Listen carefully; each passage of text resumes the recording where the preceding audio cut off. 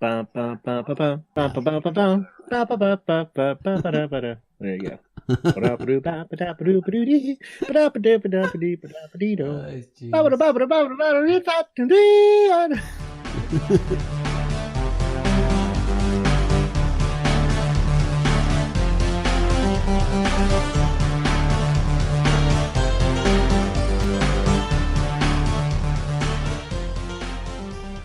Hello, everybody. Welcome to the Quackcast. This is Quackcast number 401. We've done 401 now. So, yeah, so many Quackcasts. No Pit or Tance because they abandon us like the buggers they are. So it's the core group here. It's Baines and Oz. I don't know if you can call it the core group 10 years or whatever, doing it with Pit and Tance. We're going it alone flying now. at half mast today, or half something, half power. We got a couple engines out, so we're flying in a circle, limping along. We'll do the best we can. We're sleeker and stronger and smoother. We've cut off the dead weight, the fat's been trimmed, and we're just like that's hopeful. That's a hopeful way to put it. I like it. I think we're a broken winged duck at the moment, but I think we'll muddle through somehow. So yeah, like this is Quackcast 401. We'll be talking about the new prudes, which is my idea of the new prudishness. So whenever there's freedom, there's always a reaction. And currently that's what's happening now. We have these people coming along and saying, oh no, you can't show like sexuality and everything, and it's not right, blah blah blah. And there's all sorts of excuses about it, for it and against it or whatever. So we'll have a chat about that, and also we're gonna talk about the passing. I hate that thing, passing. The death. Stanley. Passing. The death. Passing away, maybe, but no. I'm not gone, true believers. He's there waiting in the background with his big square head and his square glasses and his square moustache. He's there. Ever present Stanley. So yeah, that's what we'll be talking about. But before we get into any of that, I've got to mention the featured comic, which was a feature that I did this week, and it was Belle Star. Belle Star. So here I am with Belle Star. Hello, I'm Ozone Ocean, and my feature for the week was Belle Star. Belle Star is a space adventure queen inspired by Barbarella. She steals a little spaceship and tangles with some deadly space pirates who are after more than her treasures. This is a sexy retro sci-fi space opera 70s style.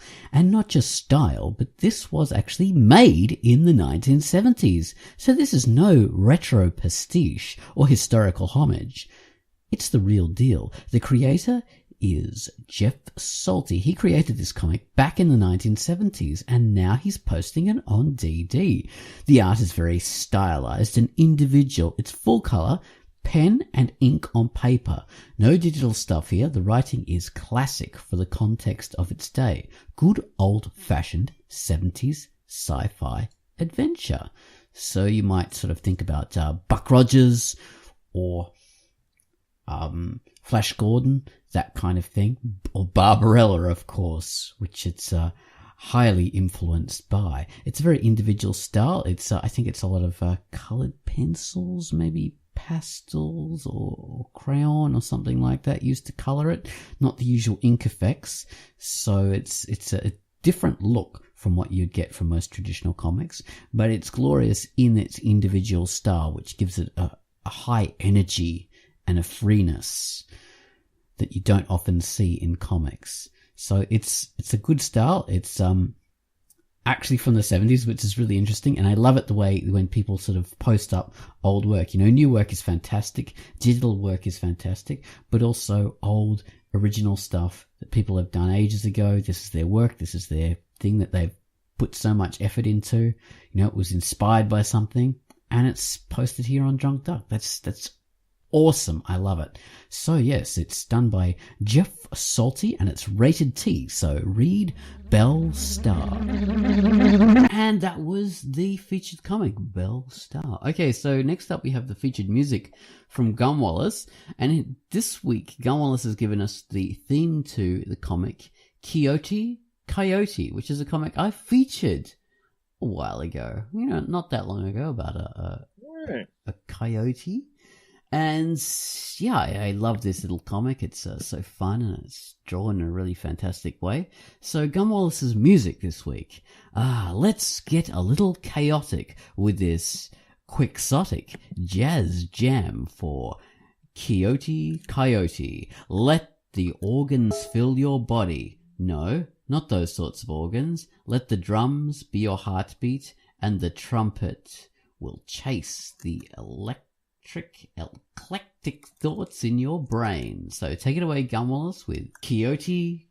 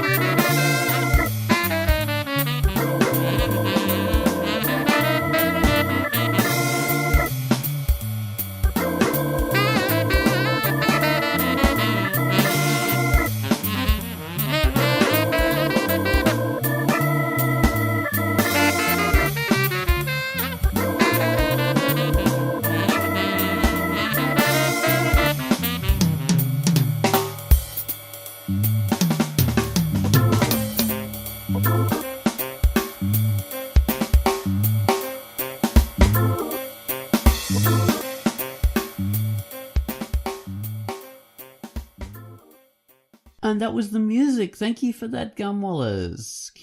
Coyote.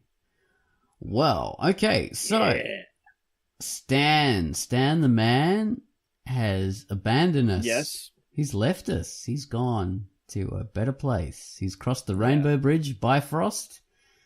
He's gone up to Valhalla, to Asgard. Yeah. He's gone to be with the Celestials and the cosmic entities like Eternity and Dormammu. The other ones. Well, no, we'll keep him away. Yeah. That little devil, a little rascal. Stan is the new Dormammu. Yeah. I like I was saying on the special video, I always liked Stan's writing. I found him really funny. When I was a kid, it was really special. The sort of verbose, like wordy, not just him, the way he talked with his kind of bombastic style and all the hilarious adjectives, but he would have his characters talk that way. You know, the X-Men were that way, especially the Beast, who had a huge vocabulary, and Iceman, who had a silly sense of humor, you know. It was great stuff. And then Spider-Man, even more so, like he would sort of chatter away as he would fight. You know, so he'd be swinging around and punching, and like there'd be these gigantic word bubbles with all these like silly diatribes from Spider-Man. Really loved it. Oh yeah, all the quips. And I had a No Prize book. I don't know if Stan wrote it, but it was very much that flavor. Oh right. Yeah, it's very sad. It's very sad, man. Yes, Stan. Even though 95 years old, amazing run, obviously. Oh yeah, he's been around forever. That's a huge run. Not many people actually reach that age. For sure, yeah. So amazing. Yeah, Stan really left his mark on pop culture. He brought comics to the fore, to the mainstream, further than, you know, a lot of the others. There have been big comic movies and you know, things in the past. Batman got extremely popular and everyone knows it, and Superman and all that. They were, of course, the DC comics. Mm-hmm. But they sort of faded away. You know, the big Superman movie was way back in the 80s, and Superman has never captured that same cachet ever again. And Batman came, really, really strong with of course, the Michael Keaton movie in the late 80s, and then again with the Psycho guy. What's his name? Whoever it was. The Psycho guy. Oh, he played Psycho and various things. Oh, yeah. Yeah, that was much later, right? Yeah, so that was the next big incarnation of Batman. But, yeah, right. So there's those films, but they sort of pale into insignificance when it comes to the Marvel Universe and the Marvel Universe films, and they have massively affected, the mainstream and pop culture. Now they are the most successful kind of things. They're on everyone's mind. And Stan was a huge part of that. So, yeah, well, he co-created all of those characters, Yeah, he set that in motion decades ago. Yeah. Like literally practically all of them. I'm not talking about the X-Men movies because although Stan did create the X-Men with Jack Kirby, the new X-Men with Wolverine and everyone came a little bit later, after Stan was not the main writer at Marvel. But other than that, I mean, it's all him, It's, Iron Man, Thor, Ant-Man, the Hulk, everybody else, the Hulk, Spider-Man, Doctor Strange, like all of them co-created by Stan Lee. And he was the leader, and giving characters that essence, that sort of inner conflict, the arrogant Iron Man, the arrogant Doctor Strange, the sort of hapless personal life having Spider-Man, the outcast mutants in the X-Men, like giving characters that angst and that kind of internal struggle to go with the, punching of bad guys was unique. That's what he brought to comics, and it hit immediately. They were popular in comics. And yeah, like you said, now this is the biggest thing in popular culture, is the Marvel Universe. As massive as it deserves to be. It's good. There was this guy Bill Maher, which is I think he's he's turned himself into some political pundit in the US, sort of, not nominally. Oh, Bill Maher. Oh, we don't need to talk about that. We can be more timeless than that. Those comments will pass away to dust. Oh, no, I think it's worth mentioning. So he's nominally on the left wing, but he made this comment about, say, comics are for kids or whatever, and it's really sad this guy died, but what are we all talking about? It's just taking away from it's a symptom of the current state of the world that, comic book movies are the biggest thing, and that's why we elected Donald Trump, because we're all stupid and interesting. He has to connect it to Donald Trump. Exactly. It has to be connected. But that... and Bill Maher made the point that people we're wasting our intelligence. Adults are wasting their intelligence on silly things or stupid things like comics. Yeah, so that... Yeah, I'm sorry there. Go ahead. That kind of reaction has always been there. We sort of, you grow up with that when you're a little kid, and you get to a level that, as, I don't know, like, doing comics as art and all that kind of thing. And you know that it's not a kid's thing anymore. It's just as much a valid art form as anything else. Us who do comics have learned that, but I think most of, the mainstream, most of the world has started to learn that as well. And then you have this childish reaction of people like that, coming back in again, and being like a dad from the 1950s or something like this, or the character from do you know that Twisted Sister film clip? We're not going to take it. What do you want to do with your life? That's so funny. It's terrible. It's so embarrassing that he would do that, but it's not just him that always has existed. There has been people with this kind of very ignorant, very childish kind of attitude to other art forms and saying, "Oh, it's taking away. Oh, it's not big boy stuff. Oh, it's for children." It's so like incredibly ignorant. Like I could say like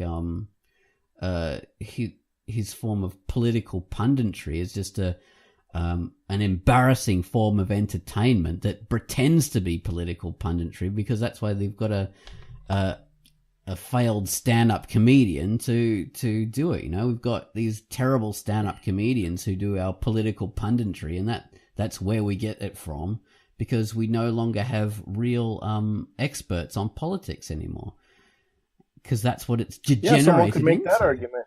Exactly. Yeah. So yeah, everybody can. There can always be some, you know, someone to detract from what you do. I don't know what my point here is anyway, but what he was saying is really not so much, you know, about him.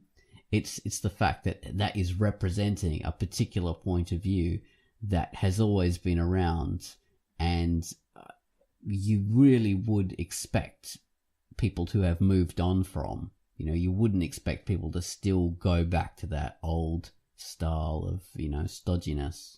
It's disappointing that it still even exists. Yeah. And it's bizarre in a way too. I definitely didn't expect to, or wouldn't have expected to hear something like that from him. Like you said, you make a good point. I mean, maybe he does have some points in there. It's possible about the, you know, childishness of modern culture, of a lot of people being infantilized. I personally wouldn't blame comics for that at all. Definitely the world of, you know, advertising and, I mean, ironically, you know, tribal politics, which I used to like Bill Maher more, sort of. Not really. He's always been kind of smarmy. Yes, he has. Kind of I hated his stand-up comedy. Poses. Yeah. Like poses as kind of smarter than he actually is, in my opinion. But he's become very much about tribal politics. And that's, you know, as infantilizing as comics would be, in my opinion. That's like done a lot of damage. I'm not saying him, but that kind of mentality, having less principles and being more about tribalism and, you know, dividing, and you know, there are many other people who are doing the same thing. Yeah, but, and with stand-up comedians too doing it as well, which I think is a real problem, because they simplify everything to a mass. Comedy is fantastic, but you can really make an argument that comedy really does infantilize things more than anything else, because it's a simplistic take on things. In order to make a point, in order to make humor, you have to be very broad brush, and you have to characterize things in like say someone who does a comic strip has to simplify things to their elements in order to get the point across, in order to make something funny. And comedians, you know, that's their whole raison d'etre. That's what they do. And to have political commentary given to you by someone who does that it's not a good sign of things. It's bad. You know, we should go back to having proper political experts and economists and things like this. You know, people who have actually made it their life's work to do political study, not some fool, some court jester. But I don't know. This is turned into a bit of a what was it? Ad hominem now. So you know you right. defend your point by attacking someone else, and I apologize for that. I apologize. Yeah, but he's a dick. I have liked things he's. I mean, he's been doing that political commentary for decades. Bill Maher, he's been around forever. Well, doing that stuff. He transitioned his comedy into that. Yeah, but in the 90s, though, he did. You know, he had his politically incorrect show in the 90s. Yeah, still. And that's an important rule. Like, I mean, let me just say before in case we're about to move on, like, I would put comedy in the same category, you know, as possibly comics or any other kind of art, that comedy can really elevate, even if it's using simple language. It's how you use it, a comedy, stand-up comedy, sketch comedy even, but maybe mostly thinking of stand-up comedy, can elevate the conversation, and it can poke holes in the pomposity. That's what comedy, stand-up comedy, is supposed to be for, to kind of show us the truth, like poke holes in our self-importance. To an extent, it has a role, but I think now, I think because of the fantastic and the great, what was his name? The guy who did this, that brilliant, damn it, he stopped doing it now. Someone else has taken over. Probably thinking of Jay Leno. No, I'm kidding. Jon Stewart. Jon Stewart, exactly. Jon Stewart had this fantastic show on, and he would come out and say, okay, so we're doing this, show, like a show on like politics and all that, and we're taking a sort of a comedic kind of like a stand, well, this is a comedy show, and we're also looking at the world of politics and examining things or whatever. But he'd often say that it's a shame that a comedy show has to do this, and we are a comedy show. We're not really a serious political show. We are comedy, and he would always come back to that. He would not pretend that they were the be all and end all. He would always sort of come back and say, at our core, we are a comedy show. Whereas I think since then, these other shows have sort of built up on that, and they've lost that kind of separation, and they imagine themselves as being a bit greater than they are. Yeah, I would agree with that. And it's kind of like every comedian, every talk show host is now political. Basically none of them on TV, in my opinion, from what I've seen, are doing what Jon Stewart did. They're way more hacky, they're way more tribal. And Jon Stewart's show was awesome, and people desperately needed it at the time. We still need a version of that I don't think we have on TV. This has wandered away from Stan Lee, obviously, but all right. It naturally wandered away. No, that's okay though. That's okay. I like it. It hasn't actually. Yeah. But I agree with you, and I think that show was awesome, and the people who are imitating it are not doing a great job. That was the way to do it. The newer ones are feeding into the same problem that the news media had that gave The Daily Show so much success. The media not really doing their job, not properly calling people out. Now that comedy is like that, it's pretty bad. Exactly. Although there are great people on YouTube and stuff doing great stuff. Oh, there are, and I'll just say, I am a left wing person, but I don't want to be. I think with all of us, we don't want to be preached to about our beliefs. Even if we follow some sort of line, we don't want ideologues, and we don't want to be preached to. And when things get too one-sided, then it's no longer interesting. Then there's a problem. And so many of these things are far too one-sided. Yeah. I mean, especially when there's no principle to it. Like when I say the word tribalism, that's sort of what I see so much. It's like the quote-unquote left wing, even though how left-wing they are is debatable. You have to look at what they're actually doing. Are the good guys. No matter what they do, it's good. No matter what the right wing does, it's bad. Like this kind of mentality. And you see it on the other side too, of course. Yeah, you have to be so careful about that. That's not good. It's not good. Exactly. It's not easy. But okay, we can dummy just regurgitating. Anyway, whatever. Yeah. True, but we can say they have turned politics into comics, which is the ironic thing. So we've got Bill Maher sort of going, this is the world that elected Donald Trump. But Bill, you've turned politics into comics. You know, Stan Lee created these fantastic worlds with these larger than life characters, and everything's black and white. We know Spider-Man's good, and these other guys are evil, and you know, the Green Goblin or whatever, he's a bad guy. And these are very large and life, very simplistic kind of characterizations, and people like Bill Maher and all these other like, you know, fake political pundits have done that with politics, haven't they? They've turned it into a comic book world.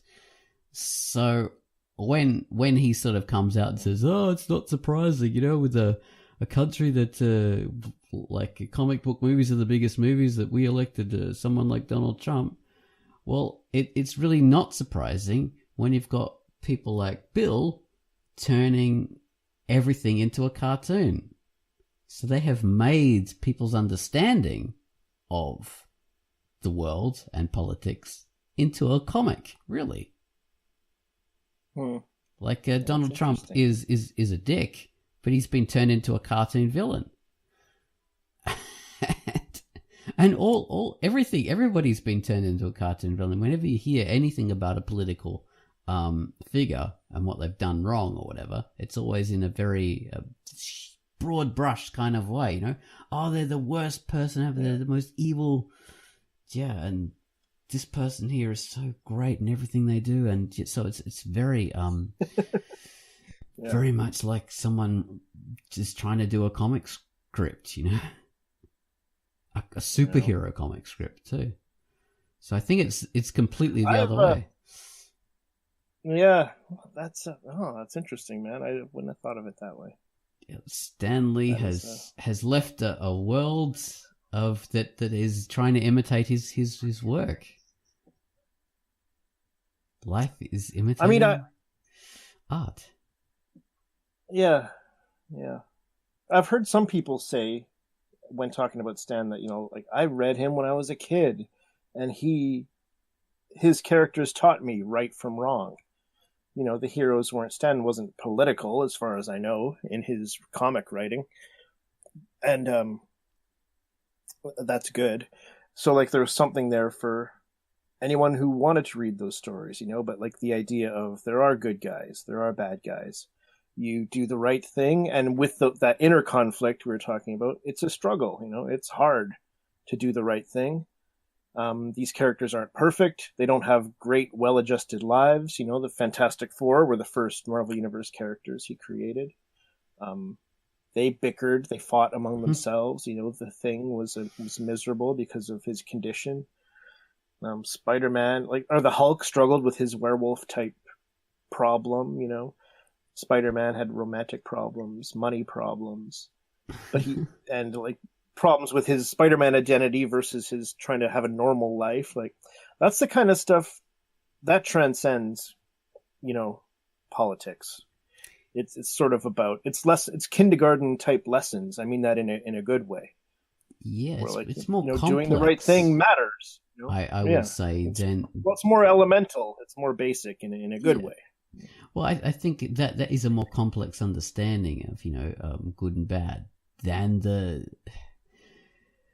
the picture that these pundits, you know, paint the world as. Exactly. So he had a more you know, good isn't what party you're part of, it's what you do. You're right. Exactly. Yeah. And everybody has the same struggles, no matter who they are. Yeah. And they're very relatable characters too, with their struggles and their problems. I mean, I think we can see that definitely with how successful the movies are. I mean, the Marvel Universe was incredibly successful in comics, of course. Now it's, I mean, like you were saying, it's a phenomenon. Like, people get it, people feel it. And so like the difference between, say, Stan Lee's writing and the image that Bill Maher and his friends create is that Stan Lee humanized these characters. And what's happening now is we dehumanize. So that's a huge difference. So if anything, good old Stan Lee sort of gave us a far more like a positive way of looking at the world than is being done like these other people are trying to force on us. Mm-hmm. So long live the legacy of Stan Lee and his penchant for humanizing characters. Excelsior! Excelsior! Such a ridiculous thing to say.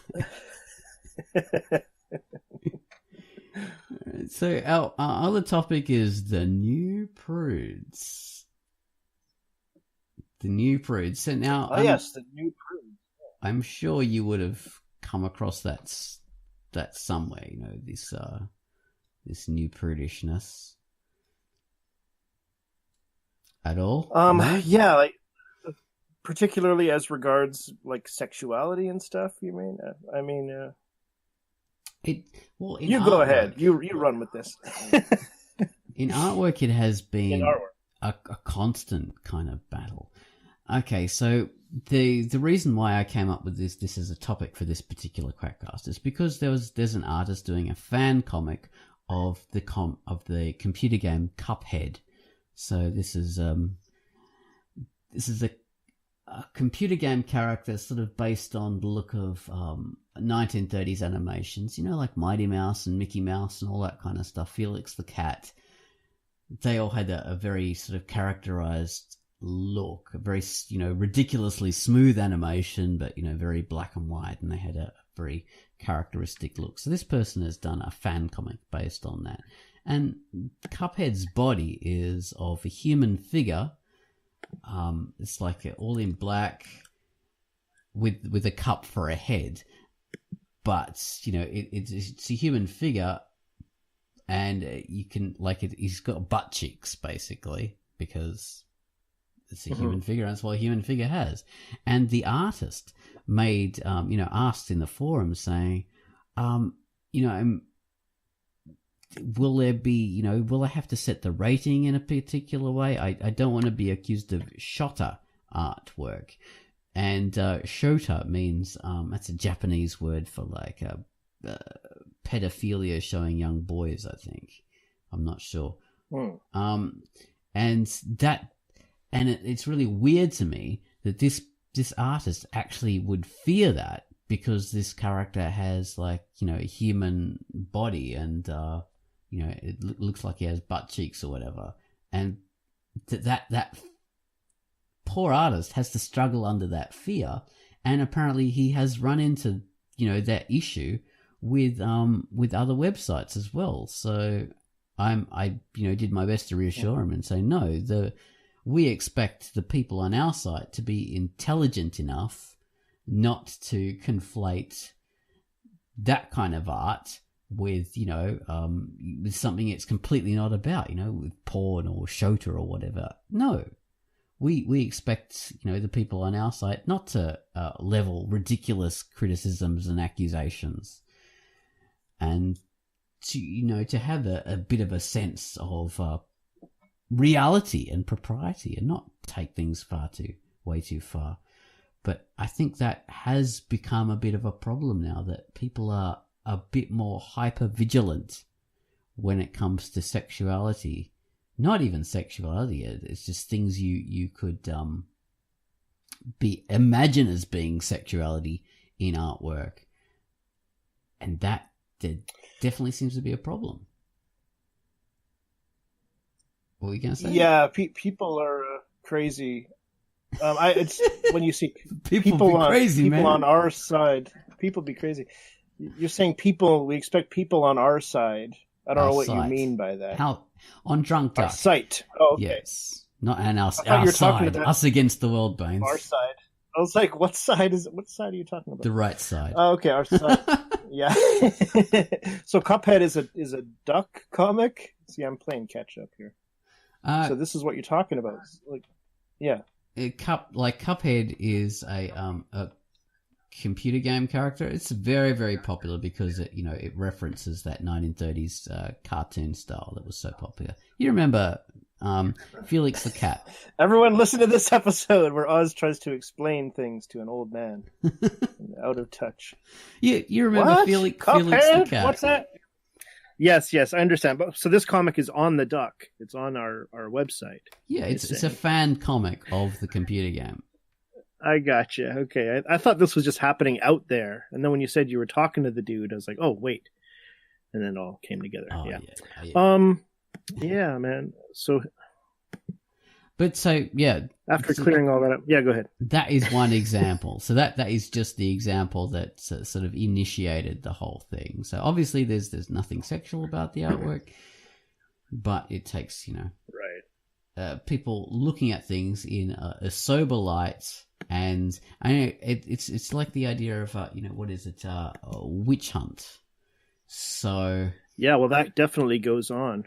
I mean, yeah, in that you start looking for something, because obviously there might be a problem. Maybe people are doing some stuff that's with showing childish characters in sexual forms, whatever, and then you become hyper vigilant. And then you try and search for everything that says you could even sort of, extrapolate into being offending the same sort of thing. So yeah, then it becomes a witch hunt, and that becomes sort of a problem. But yeah. Anyway, so this was the thing that sort of set it off.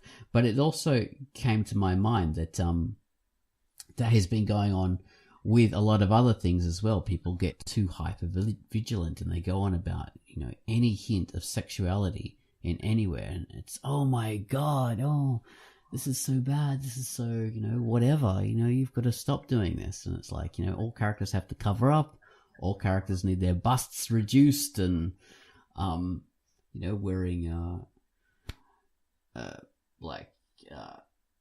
just muumuus or something like this.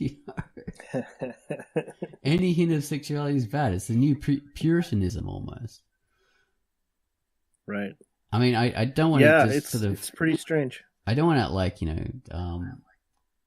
to throw a lot of stuff out there without giving like real examples. But it's hard because there's all you see it in so many different versions. Okay, so there was a computer game called King's Crown, I think. I don't know if you've ever heard of this. But, it was like a computer game. It was quite popular, and it had a couple of characters that, like a couple of female characters that were ridiculously, endowed, enormous bust, tiny waist, huge childbearing hips, comically sexual in the way they were drawn. But this was, a computer game that was sort of done for, adult people. It's not sexual, but the characters look really kind of sexy, and they're made to look that way, and they achieve it successfully. They have that look.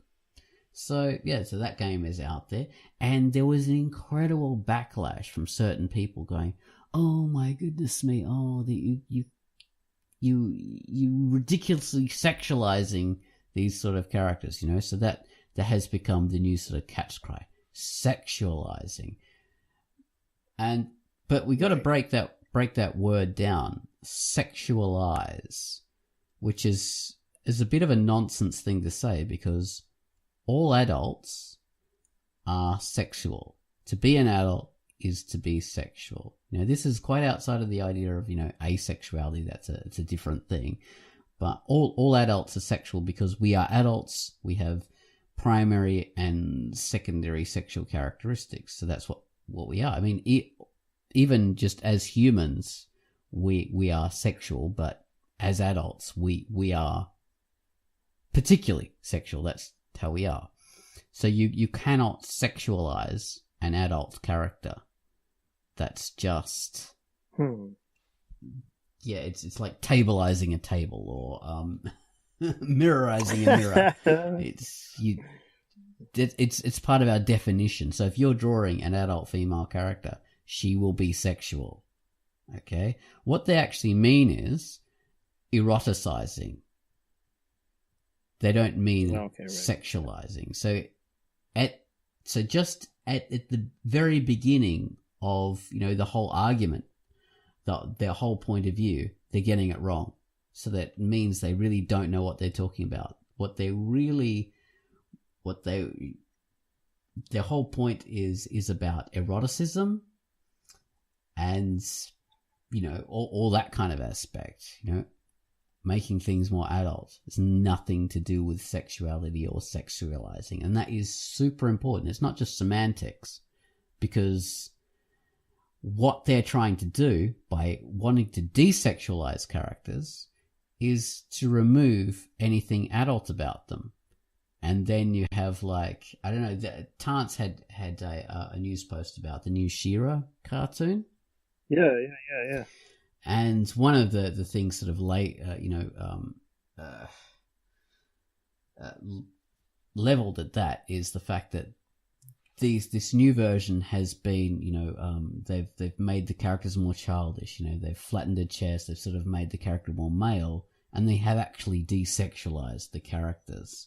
And so the people who are trying to, like, support the cartoon are going, oh no, but you know, oh you just want it to be porn. You just can't handle the fact that these old, you know, you can't handle the fact that these cartoons are aimed for children or something like this, and you want everything to be ridiculously sexual, blah blah. So in defending the new cartoon, they're attacking the older one as being ridiculously sexual, as if any hint of sexuality was evil or wrong, and that's a way of, you know, supporting this new work, which is scary, actually, I think. You know, so, yeah, it seems to be a tactic that's not really that well thought through. Exactly. They're demonizing this older work, and they're using that as a tactic. That is just bizarre. You know, that's almost like, you know, fundamentalist Muslim, or, you know, Puritan, you know, 1600 witch burners or something like this. Oh my God, sexuality. It's scary to me, and it's disappointing as well. Who are these people? It is disappointing. Yeah. Anyway, I'm not going to get you to explain everything to me. I should look into it myself. Like, what is a She-Ra? No, I'm just kidding. What is a She-Ra? What is a She-Ra? It's disappointing to me because for so long we've sort of been coming out of the shadow of like cartoons and comics have gone into more of the mainstream, you know, and adults are enjoying cartoons and comics more than they ever used to. And it's not about infantilizing. It's not about us losing something or going down or being childish. It's about this work coming up to our level. And it's okay to make comics and cartoons that are aimed at a more mature audience. So, and that has been a positive kind of thing, and that's been happening for a while. And along with that, we include sexuality, you know, characters that have adult sexual features. That's just been coming along naturally. And a lot of these, you know, cartoons and that kind of stuff have, you know, just naturally included that. And now there is this ridiculous reaction against that, and it's like saying, okay, no, we want all cartoons and comics to be for kids. You know, it's you know, the Bill Maher, right. Bill Maher, that's how you say his name. It's the Bill Maher sort of approach, you know, in a weird way. It's I know it's a funny kind of association to make, but it's there. It's like, you know, this stuff is for kids, so we've got to, like, cut out any instance of sexuality anywhere. And it's, to me, it's very strange. I don't know. Yeah, to me, it's I don't worrying. know where it's coming from. Yeah, I can see it. Well, it's one of the weird things.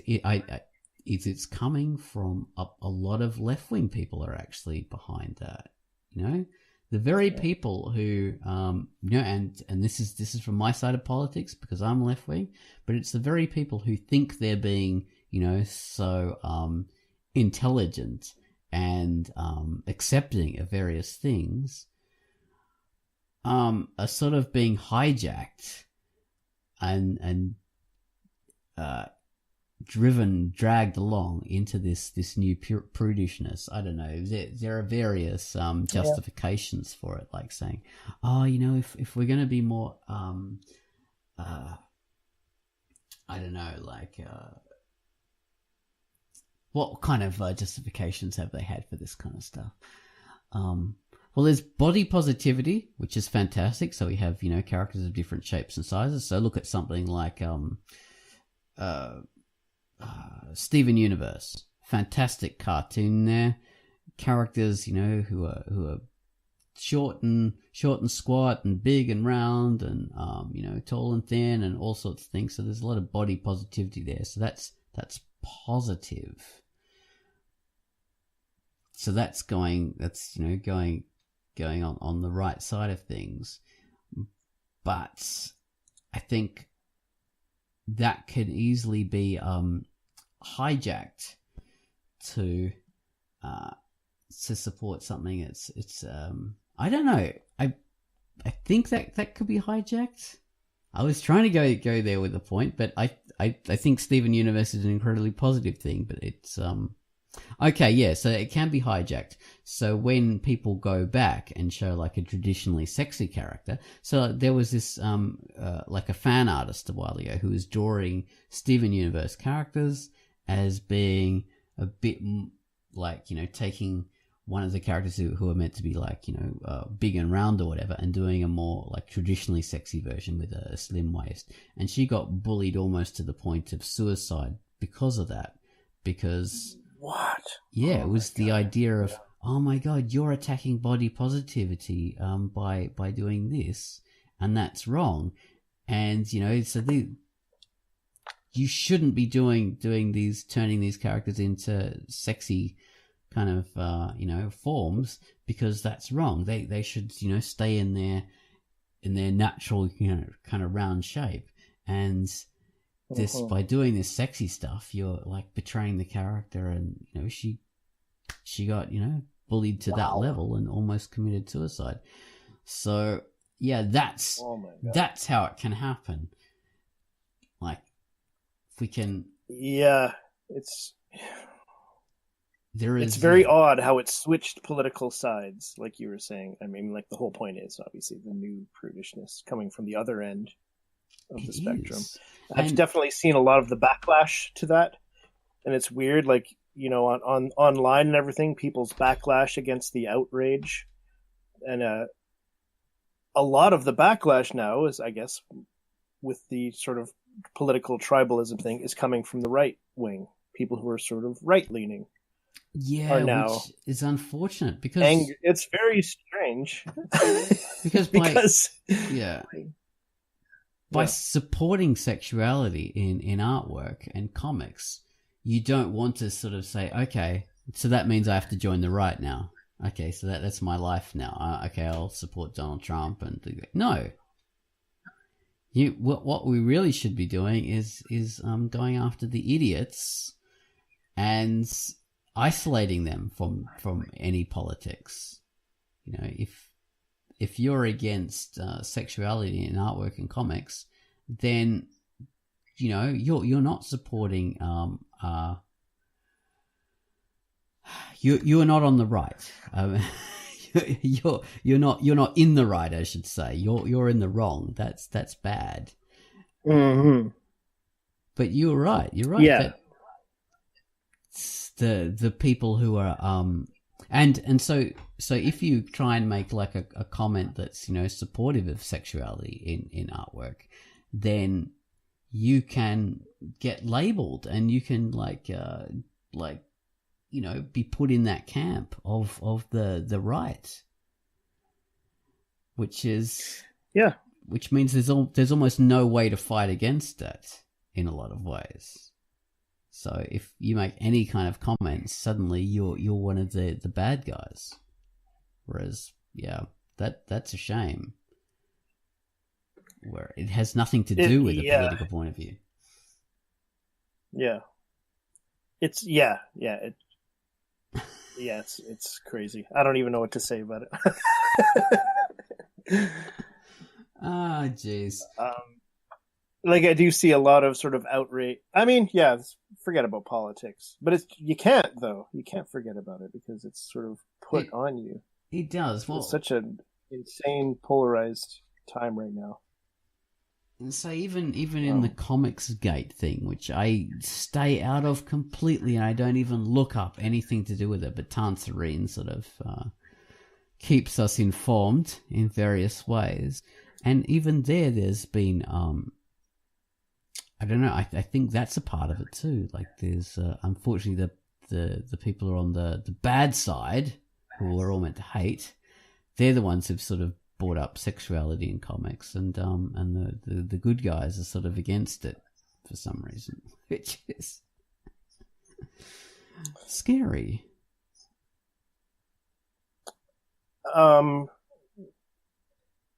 far as I know, anyway. Like good guys. I mean, how are you defining good guys? Oh well, the ones who are meant to be the good guys, the ones who are on the well, as if there can be good guys or bad guys.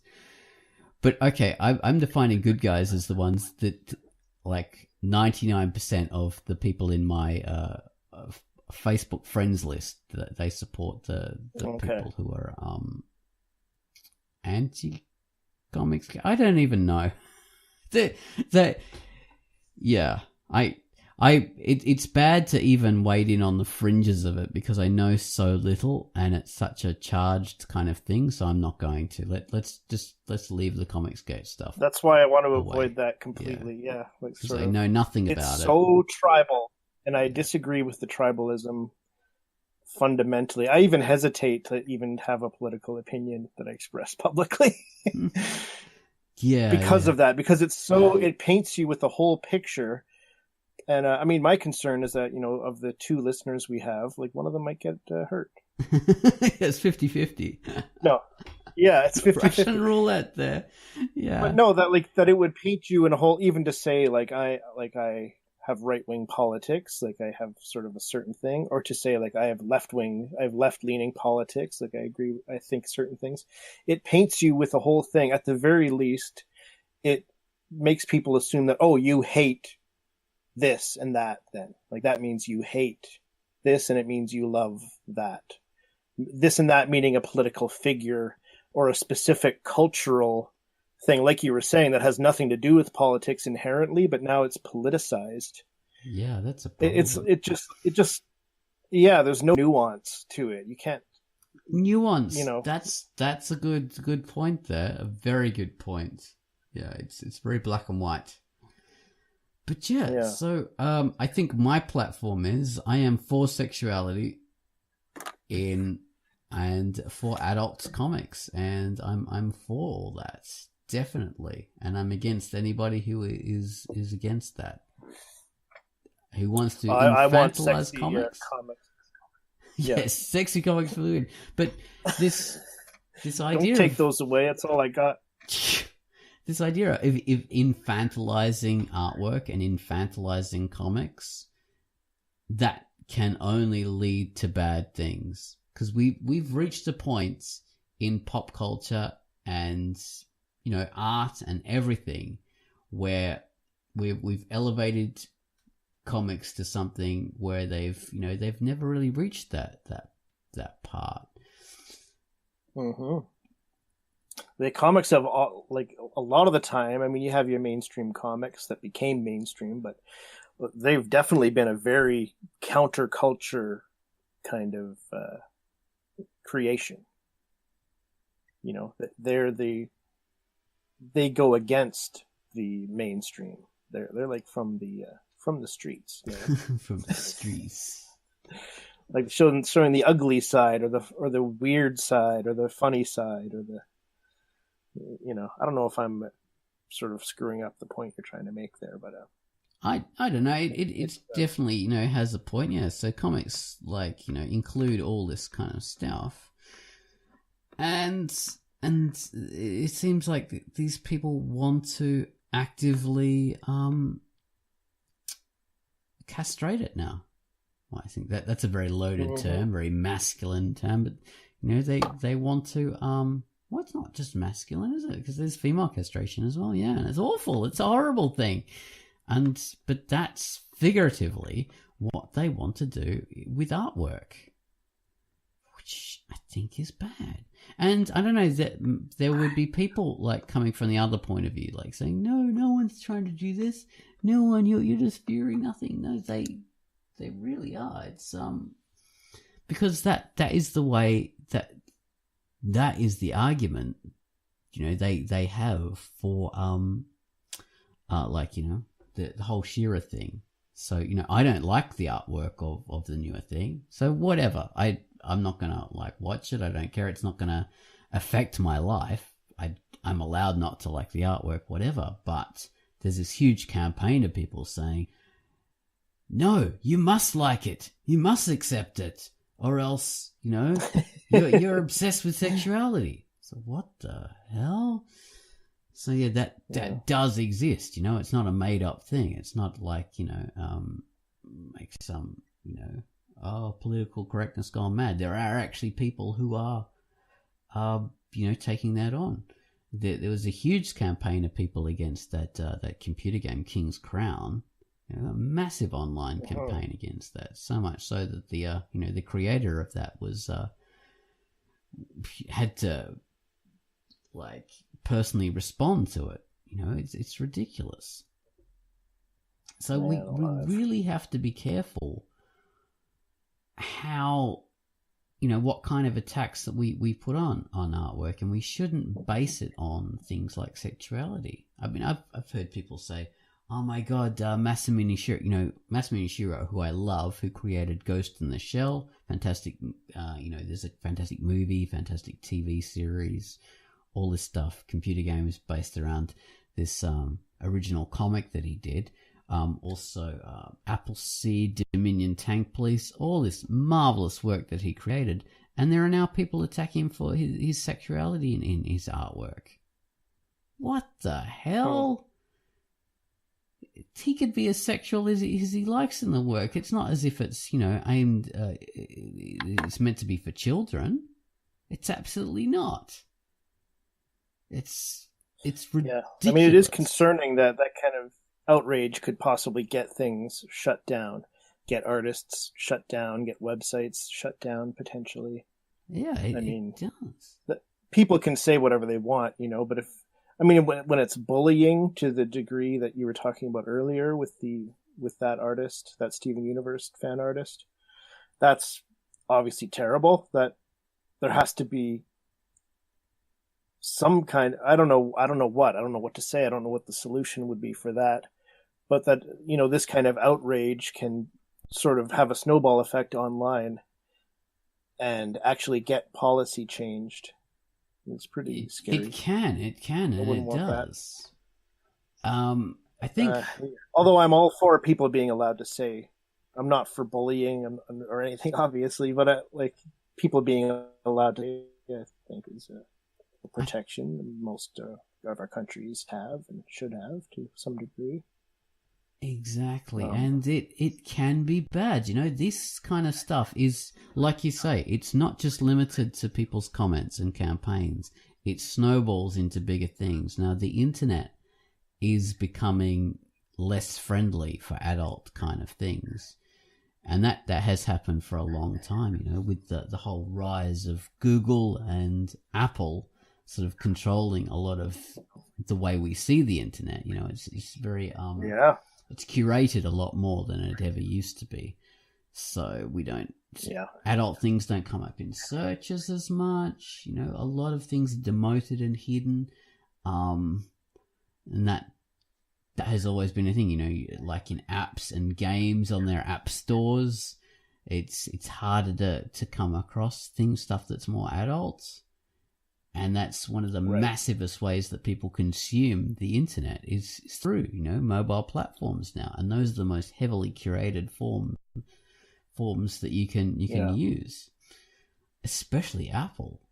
So it's quite scary, and that's becoming more and more of a thing.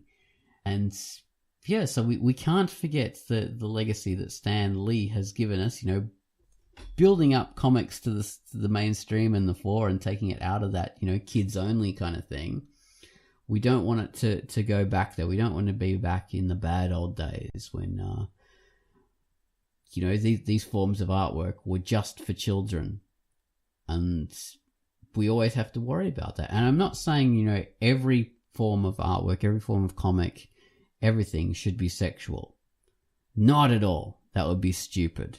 I'm just saying things that sexuality talking about freedom, man. Yeah, it talking has about freedom, baby. Equal place in the world of expression. It has an absolute equal place. It's just as valid a form of expression as anything else. That's why I say, you know, the Steven Universe fan artist, the body positivity of those characters is fine and perfect and beautiful, and I love Steven Universe. But the more like traditionally sexual character depictions that this artist created are just as valid. You know, they have a place equal to the other stuff. These things can coexist without people going, oh my God, it's like, you know, oh, just for the masculine gaze or whatever. No, this world is not about, you know, the masculine gaze. It's about everyone's gaze, and sexuality applies to all of us, men and women equally. And like I said before, adults are sexual creatures. It's impossible to sexualize an adult. So yeah, take that. If you have a problem with eroticism, you can have a valid point. Okay, I will say that. Like, not everything needs to be erotic. That is definitely a real point. Stuff that's more erotic. Yeah, but who's saying that though? Who's saying that everything has to be erotic? Nobody's saying that. Well, what I'm saying is when people are talking about sexualization, they're getting that confused. So that's what they're really talking about. Right, I got you. Okay, yeah. So that, yes, but that is something that has to be looked at separately. So things where it bleeds over, like, you know, you're doing it like maybe a cartoon or something that maybe is for, like, you know, teens or whatever, and when it becomes too erotic, well, then that's something else. You know, that does cross a line. But it is eroticism and it's not sexuality. So that's different. So it's extremely harmful to get those confused. They're different. You know, absolutely. It's a very different thing. So yeah, that's what I'm going to take away from it. Let's keep things, you know, sexuality is positivity. Okay. Don't turn the world into a childish, you know, black and white kind of thing, like the Bill Maher kind of version of the world. Don't do that. Let's stay in the where art is, you know, it's more free, and stay with the legacy of Stan Lee, where things are more where you can accept a greater range of artwork. All right, I think that's the point. Yes. Get over yourselves and stop being outraged. I think I tied it together pretty well. I think you did. Yes. Stumbled through it. Okay. I think so.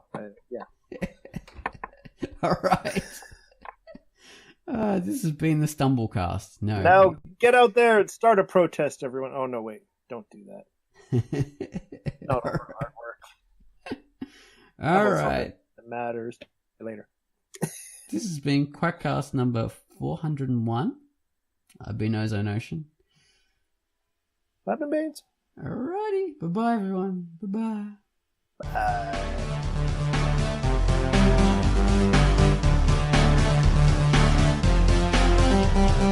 Bye.